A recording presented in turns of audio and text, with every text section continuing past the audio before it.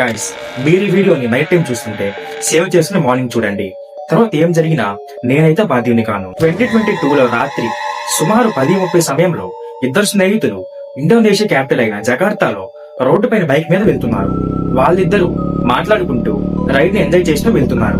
అయితే ఒక్కసారిగా ఇద్దరికి గాలిలో ఏదో విచిత్రమైన ఫీలింగ్ వచ్చింది.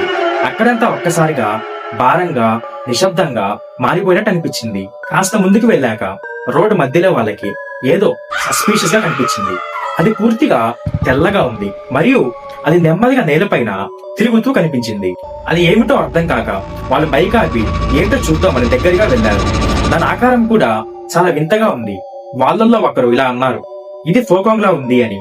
ఫోకాంగ్ అనేది ఇండోనేషియా మరియు మలేషియా జానపద కథల్లో కనిపించే భయంకరమైన దెయ్యం. ఇది ఎలా ఉంటుందంటే ఒక బాడీని తెల్లని గుడ్డలో చుట్టినట్టు ఉంటుంది. మరో స్నేహితుడు అంతకుముందు ఫోకాంగ్ అనే దాని గురించి ఎప్పుడు వినలేదు. ఒక్కసారిగా ఆకారం భయంకరమైన పెద్ద శబ్దం చేసింది.